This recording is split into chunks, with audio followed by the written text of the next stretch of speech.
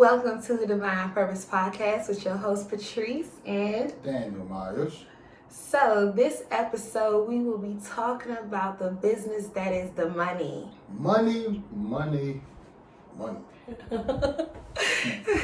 So we took a little brief hiatus, had to get some things in order, make some plans, money plans, finalize some business ideas and concepts in order for us to move forward with building Divine Purpose, as well as building RMJ Financial Services and RMJ Business Solutions, and sending 2 teenage girls off to college. On top of me working in the fire department, on top of just moving how we move, and we do like to date and go out. Yes, we do. And we were missing each other. So if at any time we need to take a break to do that, we will. But right now, we need to talk about money, because money is the number one cause for divorce. Yeah. And I think one of the best things that we should probably do is go through. Everybody has a different money story. Yeah. And everybody, the way they handle money is different. We have like a hybrid situation versus what most people do, from what I have gathered. But I like how we handle it. But before we talk about that, let's get into this Cabernet Sauvignon. Cabernet Sauvignon. Today we drink Kendall Jackson's Cabernet Sauvignon Vinters Reserve. This Cabernet is grown on a steep, terraced mountain and ridge-top vineyards in Sonoma County. Complex aromas of black cherry, blackberry, and acacias are supported by supple, round tannins. Aging in small French and American oak barrels adds appeal notes of cedar, vanilla, and mocha that linger on the finish. I got a little distracted because our dogs are trying to break into the room. All you see is Stormy's nose. Right. She like this. Why they gonna let me in? At home studio we building, and we can't even get, the girls are gone for the weekend. We can't even get prize from the goddamn Oh dog. gosh, we got other babies. This is real life for real. Yes. Yeah. So I'm looking forward to this episode. We'll make it quick, honestly, because we got things we got to do. But I think everybody's money story starts from the background of how they were raised with money, and we have 2 totally different concepts of our money journey. Yeah. Starts with, or everybody's money journey really starts from how they were raised, I believe. And I guess we could start by talking about the differences of how money was growing up for us, and then go into like where we were in our journey and where we are now, which is probably the best place we've ever been in. Yeah. But it took us a lot of ins and outs and ups and downs to get to right here. So what was your money journey growing up? My money journey growing up, so my father was in the fire department. Had a whole lot of hustles on the side. My mother worked for FDIC. They both made real good money, middle class money. Was able to afford to send me to Gonzaga. I mean, with aid, of course, but we weren't rich, but we weren't poor. But money habits had us. Bad habits? Bad money habits that I end up taking with me. But my parents made good money. But money habits weren't always the best. But the thing that my parents had that really helped them was they had an asset in their home.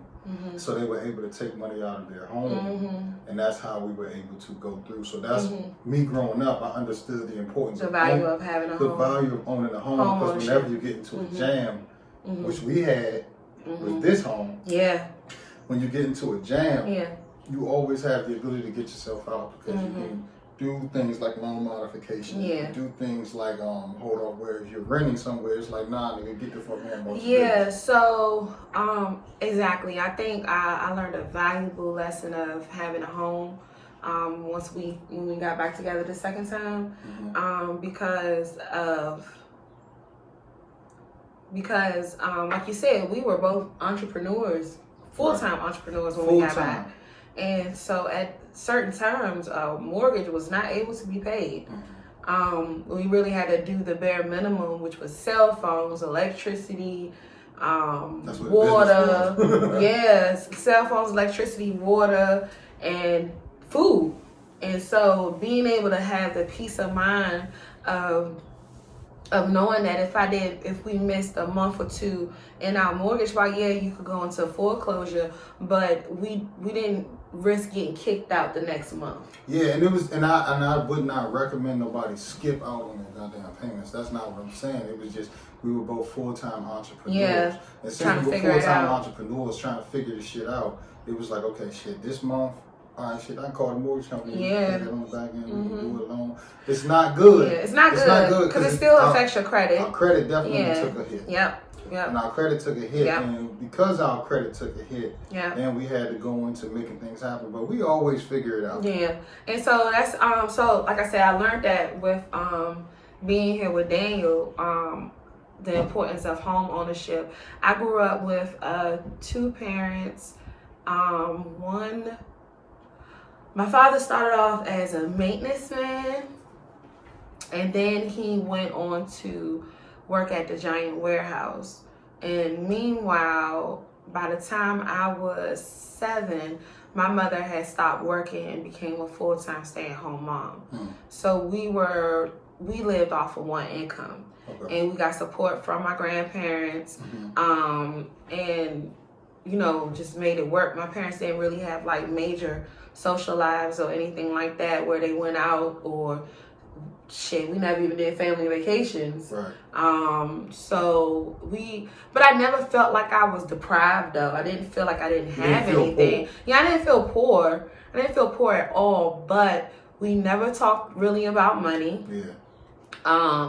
Not necessarily in a good way. Like most of the time the storyline behind the money was whether or not there was enough or like what bills or something that needed to be paid, but it wasn't necessarily like positive money talks about growth.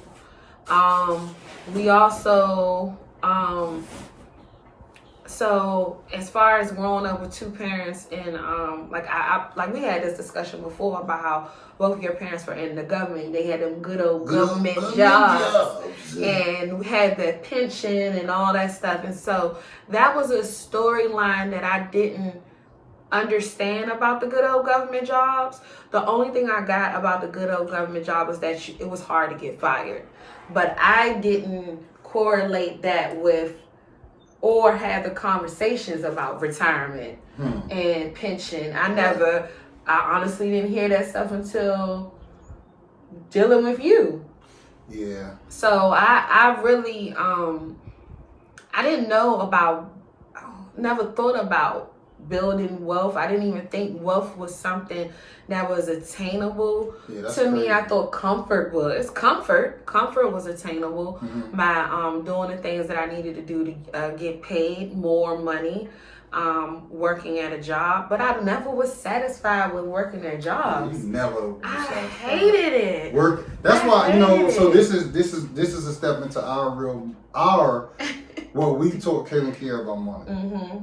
One thing Kayla and Kiera has seen from us is we're not limited to anybody we work for. Yeah. They have always seen us do other businesses. Yeah. They have always seen us creating.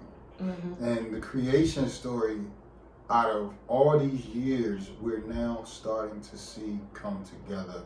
And they're able to see, they have been able to see different ventures and different moves, and now they're able to see, damn, through all those ventures and all those moves, wow, it's starting to make sense.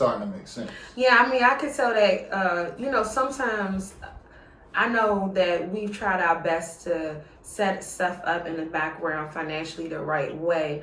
And because we've had those conversations with Kayla and Kiera, even if those things aren't fully set up, they understood what the goal is and what the purpose was because we've constantly talked about money. Right. We talked about money with the girls both in good ways and bad ways. They heard They heard the storyline of we didn't have anything. They also heard the storyline of it's not in our budget right now. They also understand what a budget is and how important it is to have one, which is why they were able to go on a spring break trip that they paid for themselves. Yeah. They paid for their Airbnb. They paid for all their expenses, their groceries, their clothes, they their got a hair. whole little saving system. Yeah, they developed all of that by sitting with us and hearing these conversations about money. Yeah. And about how you can't allow money to manage you, but you need to manage money. So that's the difference between that's what I mean by understanding, and that's how each generation gets better. So for us. In my household, we didn't talk about money at all. Right. We never talked about money. So then when it was time for me to actually go into being on my own, because we didn't talk about money, it's just something that I had to figure out. And I think a lot of families feel like it's a negative to talk to their kids about like you don't money. want your kids knowing how much. Like I remember that. I remember going to the bank with my parents and being told, don't look at the balance on the bank account. Like go in, take the money out, throw the receipt away, mind your business, right? So money was always like taboo, almost like sex. Like let's not talk about it. Close your legs, don't talk about it. It'll never happen. Till you meet this young strapping lad. You know, if only you were my first. But yeah, so it was something.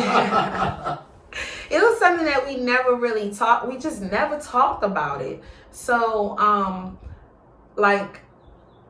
I don't know. I just looked at it as if people were going to give me money for working hard. And it was my duty to work hard. And the harder that I worked, the more money I would make. Which you find out to be what? False. Totally fucking false. Because the people that work hard have to continue to work hard until the day that they die.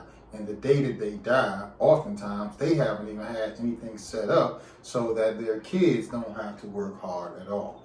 So I kind of look at it a little different. Like now that we're sitting here talking about it, I'm like this, right? I think the shift in what you do with your money starts with your self-esteem and your thought of what money is. Right? And your worth, how worthy you feel of getting the money. Are you worthy? I feel like my worth is something that my dad had to understand, that I am worthy of abundance. And no different in like even changing the thought processes with you. You, honestly, I felt like in your mind, the way to get money was to take it. Take. What you mean? You operated in a take money type of way. I take money. Get money. I never take money. Nah, I don't look at it that way, because I feel like the way that I felt receiving it on my end, it felt like it was like, I'm gonna take this money, meaning like I'm gonna hustle, I'm gonna get this money, and I'll do what I need to do. So it was like a take like that. When you said take, it sounded like you saying I'm gonna just go take money from somebody. Well, yeah, exactly. I mean, that's exactly how you operated in reference. I've never operated like that. Okay. I may have got a loan. I may have made a move. I may have made a play. But anytime I take money or get money, that's why I said I can get it. Anytime I receive money, whether it be from a bank or individual, I look at that as somebody investing in me. That's not taking anything. Anything I receive is coming back. So taking means I have had money taken from me, where I have invested in people and it never came back. That's taking. That's not. I've never just done that. So I guess it might not necessarily be like taking, but I didn't feel comfortable with neither what. I didn't feel comfortable with the way that you looked at money, and I knew the way that I looked at money, I realized has been holding us back too. But I also realized that I wasn't comfortable in the way that you were going about getting money and utilizing money. And so I feel like in order for us to get here where we are right now, we both had to have different money shifts in our mind, to realize that it's not about necessarily all the maneuvering. It's about really setting a goal and saying like, okay, this shit makes sense right here, and I'm gonna make this play, and this play is gonna reap real dividends. Like, you know what I mean? I understand what you're saying. Yeah. I think it's more so. I think I guess I got a little like thrown off by the word take. Yeah, I got the word. Yeah. The wording threw me off. Yeah. But I guess because my view of money, and this is why this is an important episode, because so many people are together, but they have different views and different concepts of money. We were operating differently. Opposite, on literally different sides of the spectrum. Our whole life with money. I was always like, it's going to be okay. Like, whatever we're going to get, it's going to be enough. You were like, no. You were like, no, it's not enough. There's more money out here to get. I'm going to get it. Yeah. And we're going to figure out what we need to do to maintain it and to have it grow. And I was like, what is the big deal? What's the rush? I always felt like there was a rush of, at this point in my life, and that's another thing about the money story that I had to change too, is that my journey with money is my journey with money, just like my journey in life is my journey in life. Correct. There are people who are getting their first home at 50. Right. And that doesn't mean that they're behind. Right. It doesn't mean that they're wrong. Right. That's their money journey. Right. And I felt like a lot of times with you, there was an imaginary timeline that I wasn't aware of that caused you so much angst to be in this certain position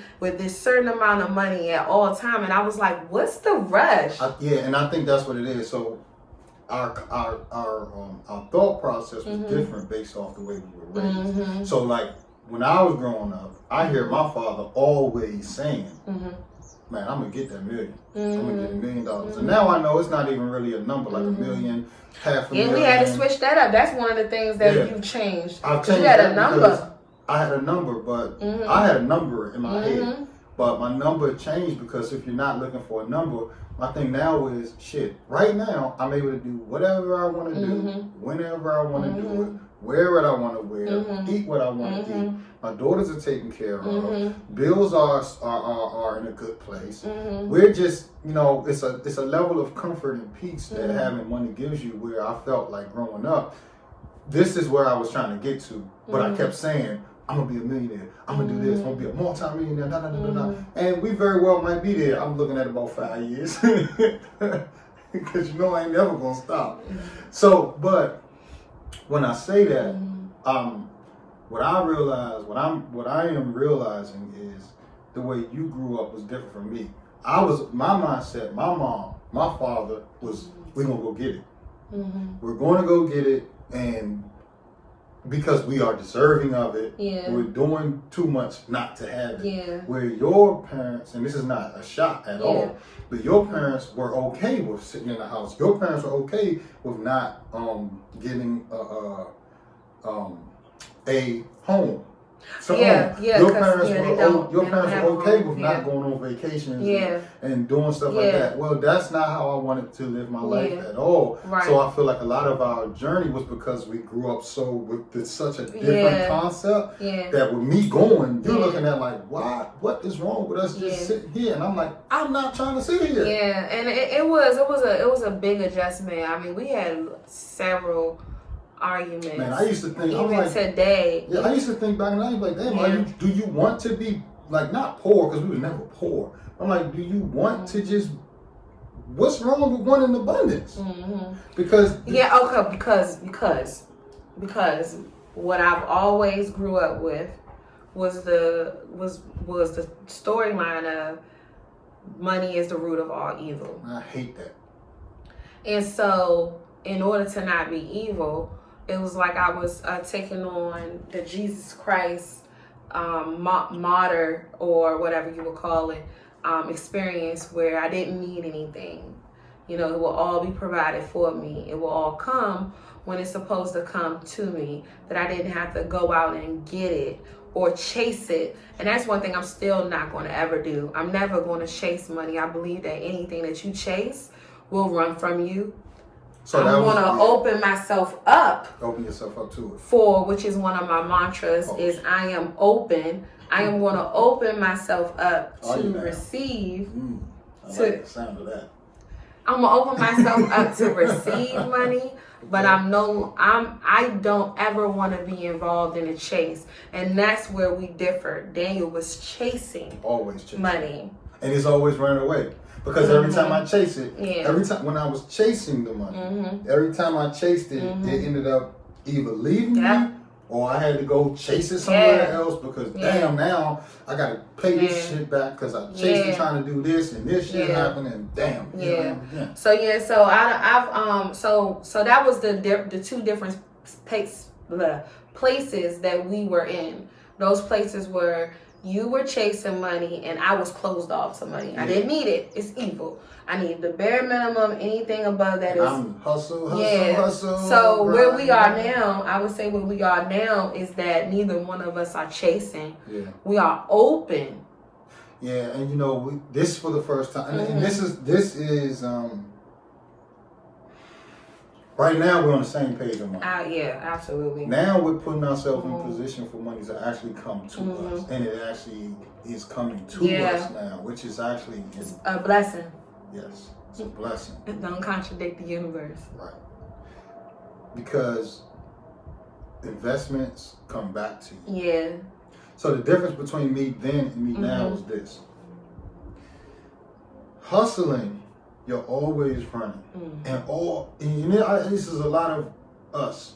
We're on a hamster wheel. Hustle. That's get a money, hamster get wheel. Money, hustle, what you're hustle, doing hustle, right now, this is a hamster wheel. Get money, hustle, get money. And if that's playing in your head all day long, you just are constantly running. And the money's going to come, but when you're in that road, money comes, it goes, it comes, it goes, it comes, it goes. So one day you're up, one day you're down. Sometimes you're up, 1 year you're down. So now I'm at the point where it's like, all right, I've done this fucking hustling. And I'm actually tired of hustling. You know the difference between a hustler and an investor is? What? An investor has time. And the reason why the investor has time and peace of mind is because an investor knows that if I put my money in there, over there, either the money's going to hustle for you, or the person's going to hustle for you, or the venture's going to hustle for you. But the money is going to come back to you. If you situate yourself to be comfortable, you don't have to hustle. Yeah, I think right now we are both realizing that we want to work smarter and not harder. Because we could definitely work hard, but that burnout, that's not no good. The way we was running with I Am Whole. Oh my God, I'll never do that again. I could never work like that. That was that's not sustainable. Yeah, that's not sustainable to work like that forever. Yeah. And so, not for us. Maybe it is for other people, but that wasn't for our life. And so that's why I want to say too. No, some people do like the rat race. Some people do like the running. They get on that shit, and they do well with it. But our storyline is not that. Nah, because we like to go on road trips. Yeah. We like to literally unplug. Yeah. We like to be on the fucking beach somewhere with nobody. Ain't tell nobody we're going on a trip. We just like to do shit. Like, what the fuck y'all doing? We in South Carolina this weekend just because. That's what it is. Like, literally. So this is why I appreciate where we are now with RMJ Financial, RMJ Business Solutions. Like with you being a digital nomad, you can work from anywhere. I learned that from Miss Diane. Yeah, you did. Our therapist. When she said digital nomad, I was like, bitch, that's exactly what the fuck I'm doing. Yeah, you got a laptop. Nigga, and another thing, I can be anywhere. The 4-hour work week changed my concept up. So when I was when we were building I Am Whole, I took a class in SBA, and I was giving the guy that was teaching the class. He was a mentor. It was a marketing class. I remember you told me this. I went with my cousin who owns the dump trucks. So he loved my personality. He loved my idea and my concept. He said, let me tell you something. I don't know if this is going to be the one for you, but you actually have what it takes to make it in business.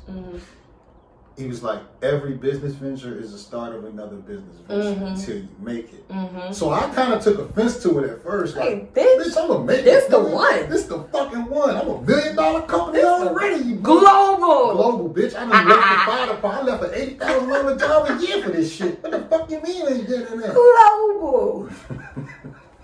So he's like, no, I don't mean no offense to you. And back then, this nigga was offended all the time when it came to I Am Home. Oh man, I was too personal. That's another. That's why I Am Home. Yeah, you was way too personal in the business. So personal. And I took everything personal. I wanted to do everything. I wanted to be everybody. I wanted to have it my way. And I can't listen to nobody else because I'm the only one that sees it. That's how the E-Myth is changing my thinking as well. E-Myth. You know, you have the 3 different personalities. You have the visionary, which is the entrepreneur. You have the person that puts the systems together, which is the manager, which is you have strength in, and the technician that does the work. I wanted to be the manager. I wanted to be the technician. I wanted to be the fucking entrepreneur, and I wanted to be the workers to build the system. Everything. You can't do that. It's not so. He recommended the 4-hour work week to me, and it made me realize. You actually do better just sitting your ass down and allowing the system to play itself out rather than you working the system. He said to me, and I'll never forget it, he said it's important for you to realize in business that you have to work. You can't really work in your business to build it. You have to pull yourself and your connection out of your business. Work on your business, not in your business. Work on your business, not in your business. Right. So but yeah, I think that we are definitely in a good place right now. I'm excited about this venture and what we're about to set up. So really, I think this is going to be the trampoline. This is going to propel us to boomerang or whatever us to a new way of life. I'm looking forward to selling a home. I'm looking forward to making the jump to move out of our neighborhood. Our comfort zone. Yeah, I believe that that's going to also help us too. Cutting the cord, cutting the strings. Just trying to figure stuff out, and it's going to help us get closer. It's going to help us just trust and lean on each other more, as well as free us up financially. Like we have a home, and when you get to a point where you're looking for the investment, and the investment is your home, make a move. 100%. Make a move. So we're making a move. We're going to definitely be buying up more properties. We get into this real estate game. Real estate investment. I'm really looking forward to this. I'm really also excited. Stock market investment, because yeah, I'll be teaching that as well. Yeah, with my cousin Anthony Rice underneath his program. So I'm looking forward to this. I've never ever saw yourself saw this as a thing for my life. So I tell Daniel all the time, he's my eyes haven't seen. That with him being in my life, he is the aspect of life that I could not imagine, because I could have my own dream on my own, but then adding him to the dream, it brings a whole nother dimension, whole nother viewpoint that I've never seen before. So he's my eyes haven't seen. So I'm rocking with this, like Rock with me, baby. And shit, I ain't rocking with you, nigga. You rocking with me. If I was rocking with you, we'd be over the fucking cliff right now. Rock with you. Oh man, I was doing good. Rock with me, baby. Oh, I got another question. I was listening to the radio the other day. This is the one thing I wanted to talk about, the money too. I know. Money is also the number one cause of divorce. Lady on the radio said,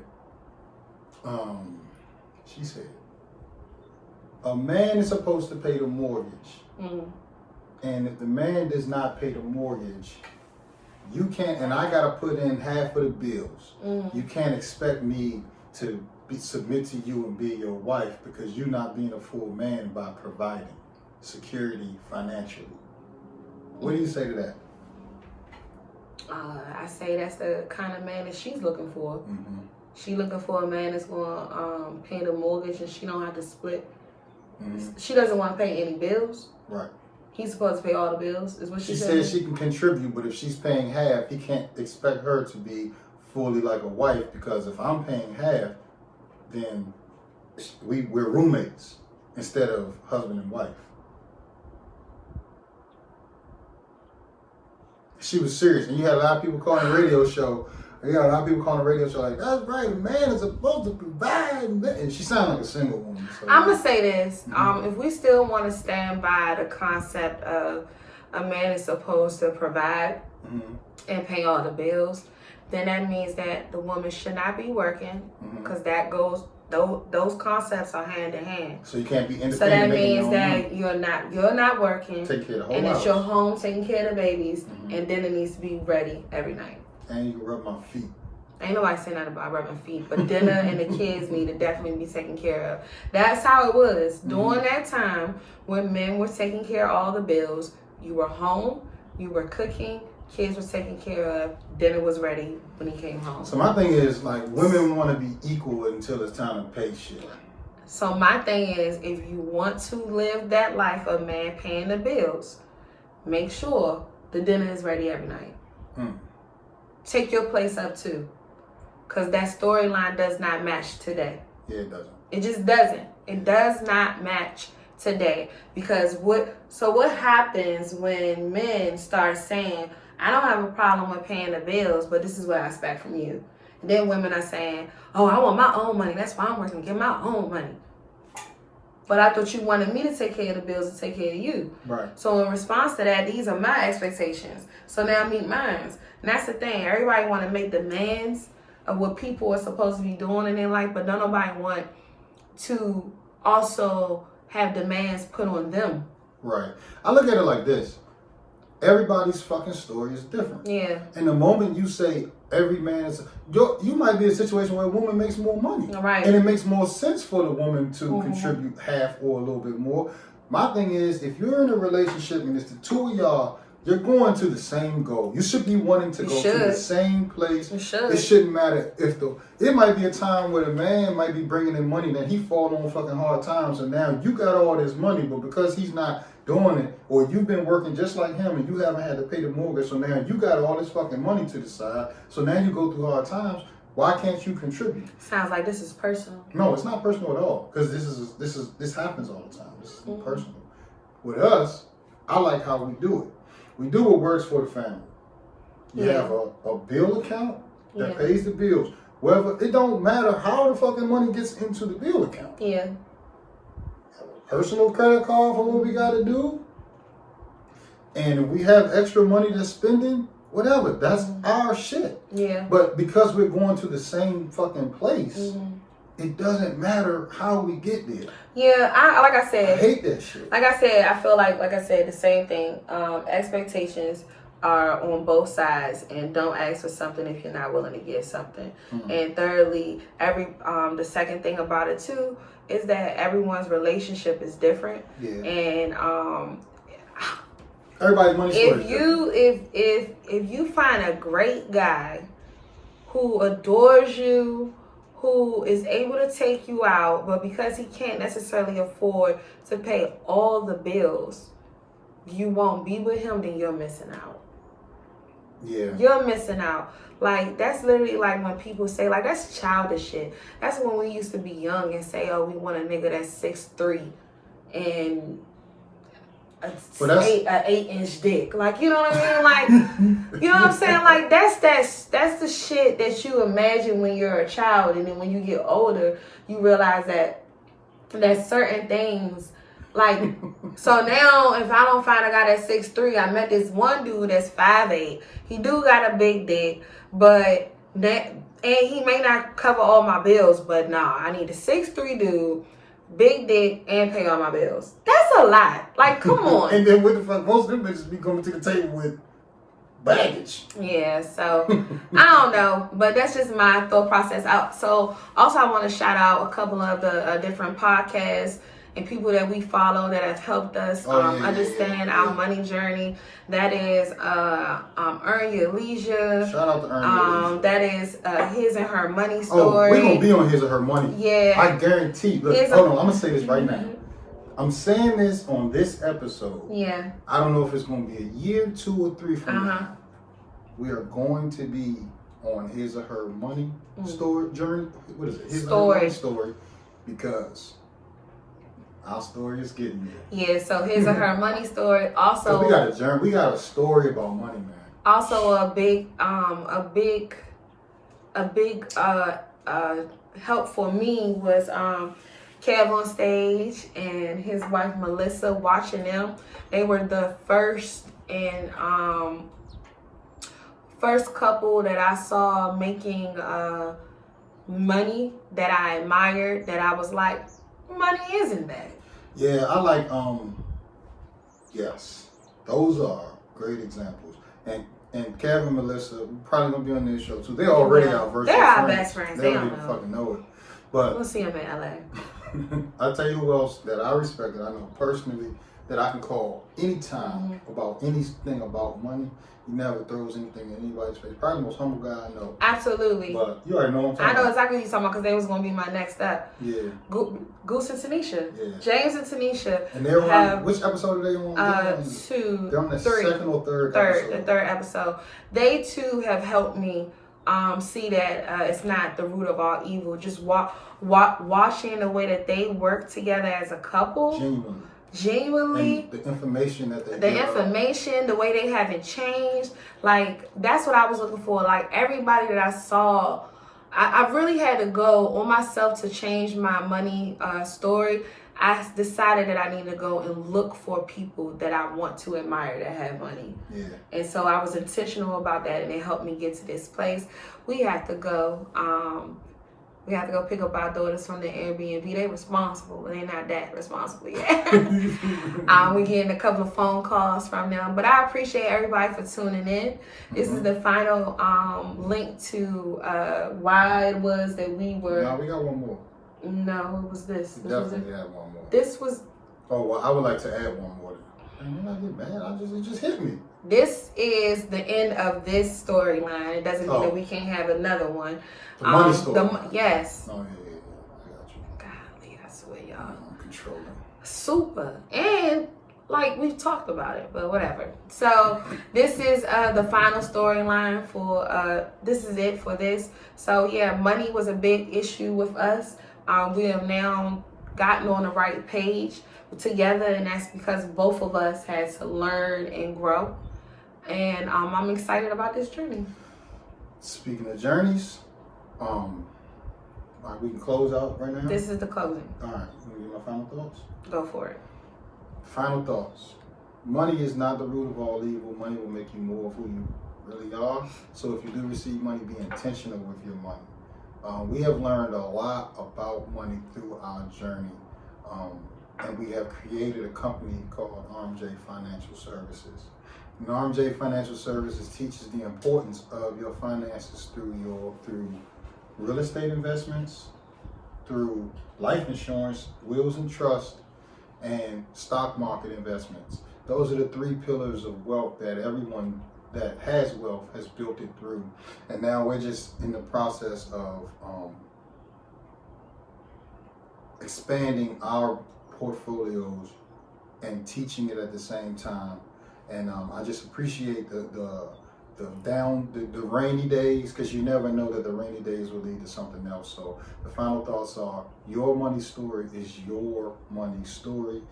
As I said in the previous episode, water your own grass, because you might be down or you might have some rainy seasons, but if you stay going and you stay down, you will come up. And that's our money story. I'm glad we're finally on the same page, because it's a good thing. It's a great thing. So with that, it's a great thing. We can close out. We love you, we honor, we praise you. This has been another episode of Divine Purpose Podcast with your hosts, Daniel and Patrice Myers. Namaste, bitch. Namaste, bitches. See you next time.